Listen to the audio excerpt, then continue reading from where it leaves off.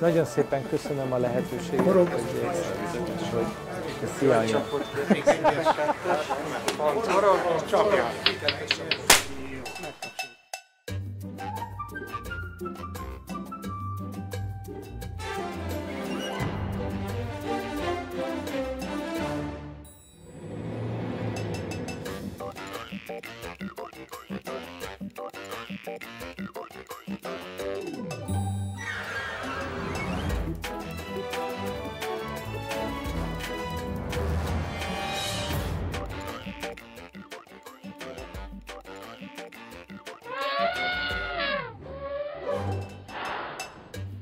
Mindenhol van mit filmezni, mindenhol ott az élet. Nagyon-nagyon kitartónak és szívósnak kell lenni. Olyan élményt kaptam, amit máshogy nem kapnék meg.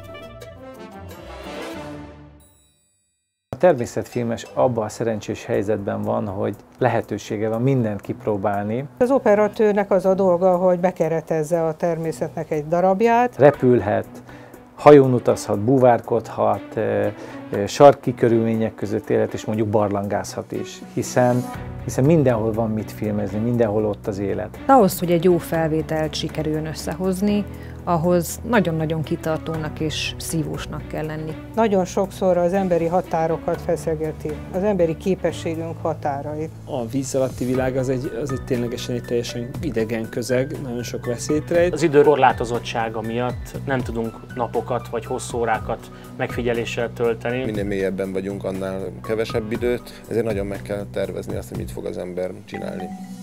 Előzetesen jól megfigyelve kell megközelíteni az olyan helyeket, ahol konkrétan tudjuk esetleg, hogy a nap melyik időszakában nagyjából pontosan mikor történik valami, ami érdekes lehet a kamera számára. A pörögycápák rendszeresen 50 méter környékén tartózkodtak, ebben a mélységben azzal a felszereléssel, ami nálunk volt, mindössze pár percet tölthettünk. Ez nem egy túl sok idő arra, ha mondjuk ki kell várni, hogy valamilyen állat elkapjon valamit. És ennyi idő alatt elég nehéz volt olyan jeleneteket fölvenni, amilyeneket szerettünk volna. A felszínen ez lényegesen könnyen, mert ott akár napokat is el lehet így tölteni, hát itt sajnos nem. Ki kell menni, kint kell lenni, napokat, akár heteket is az adott faj megfigyelésével kell eltölteni. Reggel nagyon hideg van, nappal megsül az ember, este megint megfagy. Sokszor egy hajnal az egy olyan megrázó élmény, hiszen legtöbbször átalusszuk ezeket a pillanatokat. A természet valódi arcát kell szerintem bemutatni. Reggel, mikor csörög vagy hajnalban az óra, akkor erre kell gondolni. És hogy az ember erre gondol, hogy bizony az elkövetkezendő 4-5 órában nagyon szép dolgokat láthat, akkor könnyebben kell föl. Azt hiszem, a faj érzékenységétől függ a forgatás nehézsége. A parlagi sas egy fokozottan védett állat. Nagyon óvatosnak kell lenni, mert a fészeképítési időszakban ők rendkívül érzékenyek az emberi zavarásra. Ez nem menjen el természetet filmezni, aki nem tud korán fölkelni. Mi olyan hajnali 3:30 körül fölkeltünk, kiautóztunk, ameddig tudtunk. Akit zavar, hogy saraskoszos lesz. Rengeteg sok cuccal, és nagyon sok kilónyi cuccal átevickeltünk a fél sáros pusztán. A technikát az embernek magának kell cipelnie. És beültünk 4:30 körül hajnalba a sasokat lesni.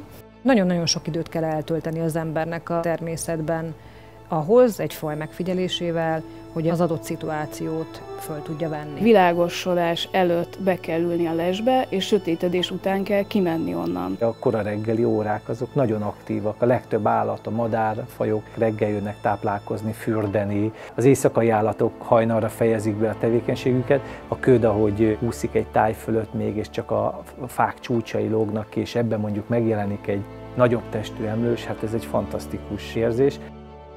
Ez a les, ez kb. 160 centi magas, 2,5 méter széles. Egész nap nem történt semmi, tehát sast körülbelül 3-szor láttunk. Másnap hajnalba kezdődött az egész előről. Kora délután sikerült fölvenni egy olyan jelenetet, amikor egy sas hosszasan repül egy szántóföld fölött, majd végül leszáll 3 őz elé közvetlenül, és ott neki áll fészekanyagot gyűjteni. És aztán hirtelen a semmiből megjelent a hím, és akkor visszanéztük ezt a felvételt, akkor éreztem úgy, hogy megérte, és bármikor visszamennék.